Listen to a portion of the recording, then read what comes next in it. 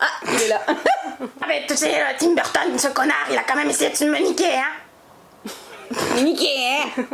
M'a niqué, hein. Il t'a quoi? Il t'a niqué? Salut à tous et bienvenue sur Retro Station. Alors aujourd'hui on va pas parler jeux vidéo, mais on va parler cinéma et particulièrement cinéma d'horreur. Alors comme vous le savez pour ceux qui ont vu la vidéo teaser, eh bien Ellie sera pas là, malheureusement, mais j'ai trouvé un remplaçant de choix, donc je vais l'appeler Beetlejuice, Beetlejuice, Beetlejuice. Bon on fait comme on a dit, respectueux et pas vulgaire, t'as compris? Ah, ça va. Oui. Salut les connards. Salut quoi. Bonjour mon cher Beetlejuice, bienvenue sur la chaîne et surtout merci d'avoir répondu oui à mon invitation. J'ai dit oui surtout au chèque que tu dois me faire. D'ailleurs, tu me le fais quand ce putain de chèque? Hein? Non, Mon chèque. Pas maintenant. Mon chèque. Pas maintenant. Ah. Pas maintenant. Alors les amis, Non mais c'est ça aujourd'hui... parce qu'il y a ce putain de Tim Burton, il a failli me niquer lui. Pas maintenant. D'accord? Pas maintenant. Bah, on verra après. Vas-y ma grognasse. Alors les amis, aujourd'hui on va parler films d'horreur, plus particulièrement des remakes de films d'horreur qui pour moi sont aussi bons, voire qui surpassent l'original. Donc je vous ai fait un petit top 10. Ah, je t'avais dit de faire un top 5. J'ai une super poulette qui m'attend dans 30 minutes et je voudrais vraiment pas la faire attendre. Puis de toute façon, les remakes c'est de la merde. Le meilleur film reste L'Exorciste. Je l'ai vu 2747 fois. À chaque fois, je me marre comme un bossu. Qu'est-ce qu'il est chouette ce film. Tu sais quoi, il me reste juste un truc à faire.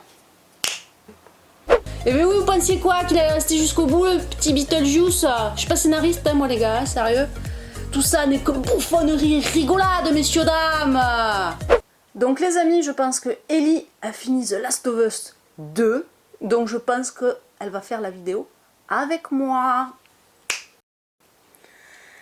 Ah, coucou. Magnifique. Oui, magnifique. C'est pour la vidéo. Magnifique. C'est pour la vidéo. Voilà. Ouais. Finalement, elle va retourner jouer. Non, Hein? j'ai fini le jeu, mais je vais peut-être le recommencer parce que j'ai beaucoup aimé. On n'est pas là pour parler de ça. Non, on n'est pas là pour parler de The Last of Us. On va parler de l'horreur, c'est ça. Voilà, alors, on enchaîne. Bon alors du coup, Cara va nous faire un petit top 10 Oui. des meilleurs remakes pour elle. C'est subjectif comme classement. Oui, ah bah oui. Donc, allons-y. Si vous serez pas d'accord avec moi, ça se peut. C'est parti. C'est parti.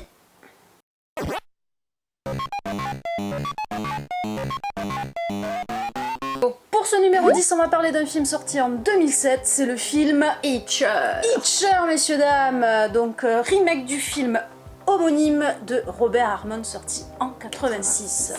Alors, ceux qui auront vu l'original diront que ce remake n'apporte rien en fait. Et ils n'auront pas tort. Non. Et oui, Je suis madame, ils n'auront pas tort. Après, il n'en reste pas moins excellent grâce au charisme de Sean Bean. De Sean Bean, oui, que j'ai découvert moi dans GoldenEye. Et Elle l'a j'adore cet découvert acteur. dans GoldenEye. Il faisait Trevelyan. Ouais. Voilà, bah après, Sean Bean, comme d'habitude. Alors, attention, spoiler. Ouais. Dans ce remake, eh ben, Il va mourir. il va mourir Comme d'habitude. à la fin, comme dans quasi tous Ça ses change pas rôles. beaucoup. Ouais, c'est Voilà, clair. ça change pas.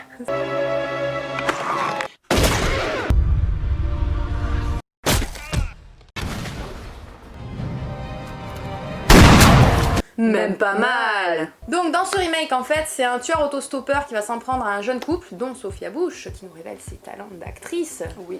Alors que dans le premier c'était un homme seul en fait. Donc c'est la seule différence qu'il y a finalement Ouais, c'est la seule différence qu'il y a entre les deux entre les films. deux films. Mais c'est un film vraiment chouette, je vous conseille vraiment de le voir si vous l'avez pas vu. Franchement ça vaut vraiment le pesant de cacahuètes. Zone de cacahuètes.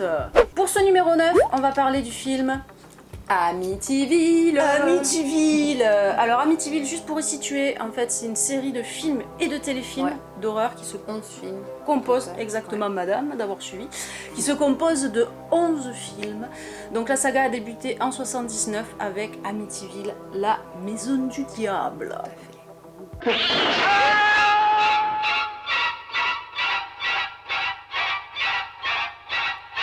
Donc du coup en 2005 on a Michael Bay qui va se lancer aussi dans le remake. Après il venait de finir le remake de Massacre à la tronçonneuse avec le superbe Leatherface. N'est-ce pas? J'adore les arts. Donc le film il a eu un large succès et il est nettement plus énergique que l'original. Et ça apporte franchement un petit coup de neuf à la franchise qui était entamée par Stuart Rosenberg. On avait bien besoin. On avait bien besoin. Alors au casting, on va retrouver Ryan Reynolds qui est très convaincant finalement dans son rôle de père de famille, basculant peu à peu dans la folie. Coucou, chérie. Mais on va retrouver aussi la magnifique Melissa George ou encore Chloé, attention, je sais pas dire son nom. Moretz. Moretz qu'on a pu voir d'ailleurs récemment dans le remake de Suspiria. Ouais. Et aussi dans le Carrie, le remake de Carrie. Le très mauvais Carrie. Prie ma petite, prie, implore le pardon. Non, je n'implorerai rien du tout, madame. Ce film est une merde. Madame, je n'écrirai rien sur ce film, c'est une merde. Pour ce numéro 8, certains diront que de mettre ce film dans ce classement, c'est de la merde, que ce film n'est pas aussi bon que le téléfilm qu'on a pu connaître dans les années 90. Eh bien moi, je dirais que j'en ai rien à faire de votre avis. C'est ma vidéo, je fais ce que je veux. Pardon, je me suis laissée un peu emporter. Alors on a Andy Muschietti, le célèbre réalisateur du film Mama. Tout le monde a vu, j'espère. Moi je l'ai vu. Il revient avec un remake, ou plutôt comme lui le dit, une nouvelle adaptation du livre de Stephen King. Donc à voir si c'est un remake ou pas, ça c'est à chacun son point de vue. On veut parler de quel film? Du film It. Donc ça en français.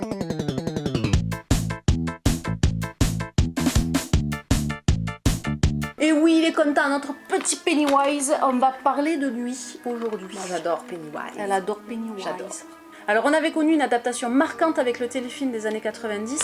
Cette fois-ci, on découvre une adaptation ciné avec plus de moyens. Ouais. Cela, ça se ressent beaucoup Ouais. Sur les décors, les effets C'est spéciaux. clair.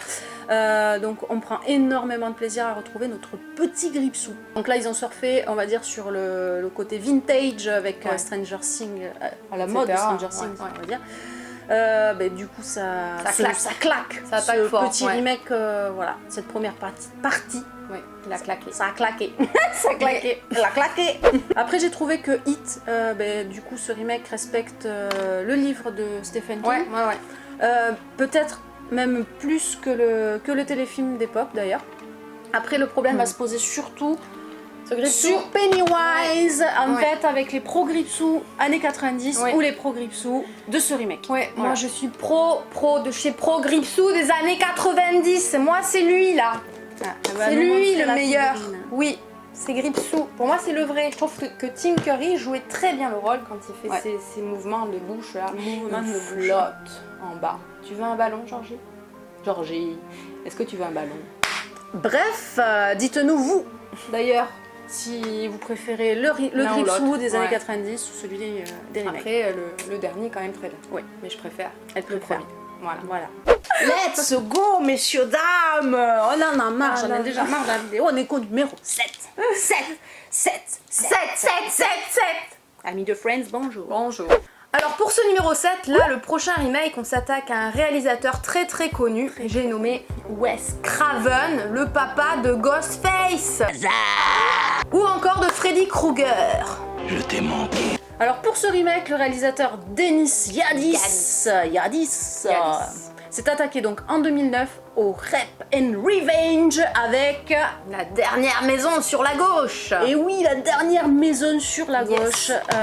Et j'avoue qu'il a eu une très bonne idée parce qu'un petit dépoussiérage du film original de 72 était le bienvenu. C'est clair. Bon, après j'ai rien contre Wes Craven, c'est quand même lui dans les années 90 qui a relancé les slashers avec Ghostface. Mais à part Freddy, Scream ou le dernier sous-sol mais n'importe quoi, le sous-sol de la peur, La dernière maison et le sous-sol de la peur, bordel de merde, j'en ai plein le cul. Allez, vas-y. Là, tu es Ryan Reynolds, bascule en Bascule dans la famille. J'en ai marre. J'en peux plus de cette vidéo. Et mes cheveux, ils veulent pas. Mais pour moi, à part Freddy, Scream et le sous-sol de la peur, je dois dire... alors, je suis prête pour vos jets de pierre et coups de fouet, messieurs, dames. Je trouve donc les films de Wes Craven bâclé pour beaucoup, et on le voit très bien dans La Dernière Maison sur la Gauche, le fait aussi qu'il n'arrive pas pour moi à doser humour et horreur dans presque tous ses films, à part Le Sous-sol de la peur que je vous recommande vivement. Moi mais j'ai bien vraiment aimé Scream. oui aussi Voilà. Scream, Freddy, après Ouais. Freddy un petit peu mal vieilli je trouve, Ouais. mais voilà c'est Freddy, on touche pas à Freddy de toute façon, pas à on touche pas à Freddy de toute façon. Sinon, pour en revenir très vite sur le remake de La Dernière Maison sur la Gauche, Denis Yadis, madame Yadis, la fête à Salakis, au bonnet de brebis, ciel mon maris. Pardon. Moi c'est Pénélope. Moi c'est Pénélope. Merci Gladys. Denis Yadis, finalement, risquait pas grand chose pour qu'on critique son film et tout ça, vu que celui de Wes Craven, finalement, n'est pas très bon. Ouais. Alors en numéro 6, on va parler d'un film réalisé par Zack Snyder en 2004. Alors c'est le remake du film Zombie qui lui était sorti en 78 et qui était réalisé par le célèbre, très célèbre George Romero. Roulement de tambour. Cara l'aime beaucoup. Alors petite parenthèse, en fait, c'est effectivement George Romero, ça a été l'innovateur des films de zombies tels qu'on le connaît maintenant avec La Nuit des Morts Vivants, en les rendant morts mangeurs de chair, alors qu'à la base, en fait, les zombies, c'est des personnes envoûtées qui obéissaient à des ordres. Terror explodes in horror and heartquake. Zombie! Alors pour revenir au remake, en cette 6e place, on parle de L'Armée des Morts. L'Armée des Morts, madame. Alors après, les prémices, le lieu central sont les mêmes. Hein. En fait, il y a juste l'histoire qui diffère. Donc on remarquera que Snyder, pour ce remake, est parti sur la nouvelle évolution des zombies qu'on connaissait finalement. Plutôt Les lent, zombies, ils sont lents. Ouais. Et pour ce remake, en fait, ils sont plus rapides et plus violents. Ouais, les tout à fait. coquinous. Après l'évolution de rapidité, elle était lancée deux ans avant. Voilà, deux Ouais. ans auparavant avec le film 28 jours plus tard de Danny Boyle.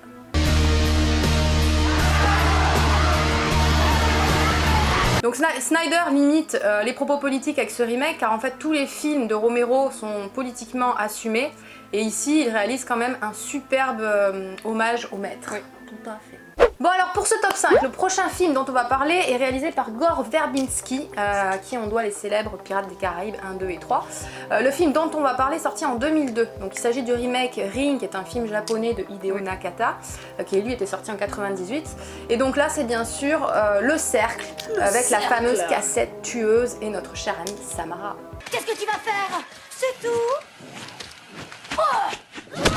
Sans oublier dans ce film la magnifique Naomi Watts. Et là, Ellie va être en perdition. Oui, j'adore Naomi Watts, c'est mon adore actrice Naomi Watts. préférée. Voilà, c'était la petite aparté. Alors pour moi, personnellement, Heureusement que c'est personne. pour moi, c'est toujours facile en fait de faire mieux que les films d'horreur asiatiques, tellement j'apprécie pas le style qui ressort de ces films et je trouve qu'ils ont un côté soporifique en fait.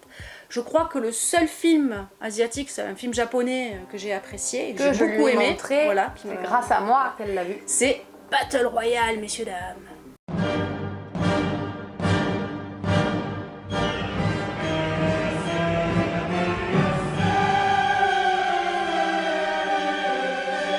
C'est très péchu, non? Donc pour revenir sur le remake Le Cercle, je trouve que le film est bien rythmé, l'intrigue est palpitante et on vit le film comme les personnages. Alors pour cette 4e place, on va parler d'un film réalisé par Fede Alvarez, à qui on doit l'excellent. Don't Breathe. Oui, c'est de l'anglais, je ne le dis pas, vous me connaissez, je suis une bille en anglais. Très bon film. Très très bon film. Le film donc est sorti en 2013 et c'est le remake de Evil Dead. Dead, messieurs dames. Alors un film pour lequel les avis sont assez mitigés, on aime ou on n'aime pas. Le film original est réalisé par Sam Raimi et dans ce film il nous livrait une ambiance très bizarre, un peu un film qui oscillait constamment entre cartoonesque, Humour cartoonesque gore horrifique. et gore horrifique en Ouais. fait.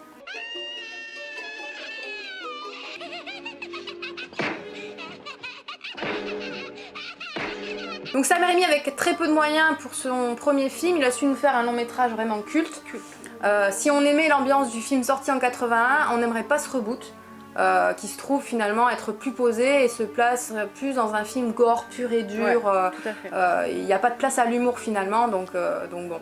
Alors pour moi, ce reboot ne surpasse pas l'original. Non, pour moi. Il est dans un style totalement différent, mais il reste quand même tout aussi bien. entre dans le top 3. Donc, Attention, c'est le top 3, c'est le top du top. C'est en fait les films qui, pour moi, et pour toi je suppose aussi, surpassent l'original, messieurs, dames. alors ce numéro 3 il pouvait être que réussi finalement parce que c'est le réalisateur Alexandre Aja qui est aux commandes. L'excellent Voilà. Alexandre Aja. On lui doit le film Mirror ou encore l'excellentissime Excellentissime, Haute Tension. Tu aimes beaucoup ce film. J'aime Haute beaucoup ce Tension, film, ouais. oui. Alors ce remake il est tiré du film de Wes Craven, ce n'est autre que La colline a des yeux. La colline elle a des yeux. Elle a des Voilà. yeux, la colline. Alors, T'as c'est- vu, hein? T'as vu la colline, hein? Alors c'est un survival qui est sorti en 2006 et qui pour moi surpasse effectivement l'original. Largement. En Largement. gros, voilà. Mais alors, largement, hein? Je l'ai perdu. Alors là en gros en fait on va suivre une petite famille partie en caravane, caravane. dans le désert en plus. Malheureusement pour eux ils vont avoir les pneus qui crèvent et ils vont se retrouver pris en chasse par une famille de mutants cannibales complètement défigurés parce qu'ils ont été victimes d'irradiation nucléaire. Bon, je n'ai rien contre ce cher monsieur Wes Craven, comme je Non, le disais on tout l'aime à bien. l'heure. On l'aime bien, paix à son âme. Mais je trouve que son film à lui fait preuve d'un mauvais montage, d'une mauvaise photographie. Et malheureusement, pour moi, il est bourré de défauts. Ce film est ridicule. Ridicule. Aja, dans son remake, a su retranscrire ce que Craven n'avait pas su nous apporter. Cette ambiance glauque, sombre et une atmosphère poisseuse. Alors pour ce numéro 2, on va parler d'un remake sorti en 2010 et réalisé par Stephen R. Monroe. Alors dans ce remake on retrouve l'excellente actrice Sarah Butler que tu aimes beaucoup, je l'aime n'est-ce beaucoup. pas? Et qui nous joue effectivement, qui nous donne un jeu d'acteur vraiment exceptionnel. Donc ce film c'est I Spit on Your Grave, qui veut dire tout simplement en français je crache sur ta tombe. C'était lamentable. Donc ce remake, c'est la version cinématographique de 78 du réalisateur Miyazaki. Je ne sais pas comment on dit. Excusez-moi, non plus. je suis désolée Je pour ne lui. sais pas non. Là, on est sur un Rape and Revenge. Rape and Revenge encore, ouais. Donc en gros, c'est l'histoire de Jennifer Hills, une jeune écrivaine new-yorkaise qui prépare son nouveau roman et qui décide de louer un chalet dans la campagne pendant un mois pour être tranquille, en fait. voilà, Pour être au calme. pour être au calme. Mais malheureusement, une bande d'hommes Nuitez les petits hauts. va faire éruption dans ce chalet pour humilier, torturer et violer Jennifer Hills. C'est bourrin quand même. Ouais, c'est très bourrin. Ouais. Et ils vont la laisser pour morte. Suite à ça, elle reviendra pour se venger et faire subir à ses bourreaux les mêmes sévices. D'où ce film, c'est un Rape and Très, très Revenge. trash. Donc ici finalement le remake il surpasse vraiment l'original, hein. On est vraiment sur une version qui est beaucoup plus trash et malsaine que la première. Et comme je disais tout à l'heure, Sarah Butler en fait nous livre un jeu d'acteur vraiment exceptionnel. Dommage qu'elle ne soit pas Oui, plus connue. elle soit pas plus connue. Car elle l'aime vraiment Je l'aime beaucoup. beaucoup. Ouais. J'aurais juste un truc à rajouter. Âme sensible, sensible. s'abstenir car les scènes de violence sont très très dures. Ouais, c'est très graphique. Et voilà, messieurs, dames, on arrive au numéro uno. Et oui, le numéro 1. Alors, si je vous mets ça. Ils viennent te chercher, Barbara. Alors, après cet extrait, est-ce que vous avez trouvé de quel remake il s'agit? Non, toujours pas. Eh ben, vous êtes nuls. Voilà, c'est tout, boubou, nul, vous êtes nuls. chier. Non, on ne dit pas de gros Pardon. mots. Pas des gros mots. Beetlejuice sort de mon corps. Oui, ça suffit. Donc on parle du film La Nuit des Morts Vivants. Voilà, La Nuit des Morts Vivants, Ouais. sorti en 90, qui n'est autre que le remake du film Éponyme. éponyme, réalisé par le grand George Romero en 68. La Nuit des Morts Vivants. Alors ce remake il est réalisé par Tom Savini. Donc juste pour situer, Tom Savini il est surtout connu pour être maquilleur ou auteur d'effets spéciaux pour les films du genre et pour avoir travaillé avec des grands comme Romero sur des films comme des zombies. Il y a Le quoi, jour des morts vivants. Après, il a travaillé sur d'autres films. Ouais, comme, Vendredi 13, Maniac. Maniac, Rosemary Babies, etc. Babies. Tatin. Et donc en fait il en fallait vraiment pour s'attaquer à un film aussi culte que celui de Romero. Il a quand même révolutionné le genre zombie, notre Ouais. Romero. Notre petit Romero. Pour ce nouveau film, on est sur une version colorisée ça qui change. apporte pour moi, je trouve, un plus. Ouais, ça fait du bien. Le film est bien plus rythmé et dans le remake de Savini, le personnage féminin se montre beaucoup plus combative Combatif, hein, ouais. et devenant l'égal finalement du personnage incarné par Tony Todd. Todd dans la lutte pour la survie contre Les morts vivants.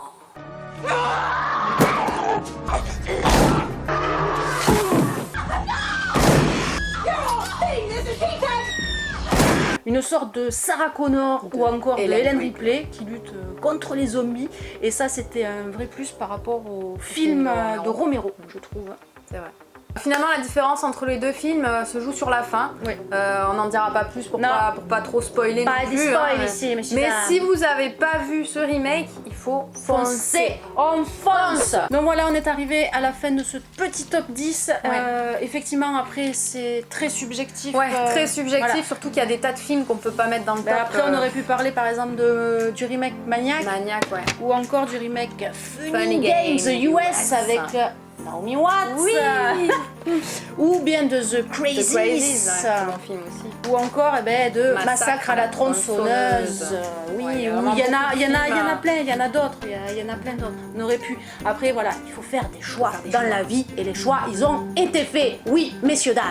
Bon, alors on espère que la vidéo vous aura plu, on espère avoir des commentaires, on vous a fait peut-être découvrir certains films que vous n'aviez pas vus ou des remakes. Oui, après même vous, pas. là des remakes qu'on n'a pas cités, s'il y en a que vous avez aimé ou commentaires qui surpassent l'original, vous pouvez mettre des commentaires, n'hésitez pas. N'hésitez pas non plus forcément à nous suivre sur les réseaux sociaux. Oui, toujours les Facebook, mêmes. Insta, YouTube, tout ça. Nous donner un petit pouce bleu si vous avez aimé la vidéo. Et même si vous n'êtes pas d'accord avec le choix subjectif de Cara, mais nous mettez pas de pouce comme ça. Après, c'est eux qui choisissent. Nous, si vous mettez ça, c'est le but du jeu et finalement, on s'en fout. Bon, voilà, c'est fini. On se retrouve très prochainement pour une prochaine vidéo qui sera plus dans le rétro gaming cette fois. Et on se retrouve donc sur notre chaîne Retro Station.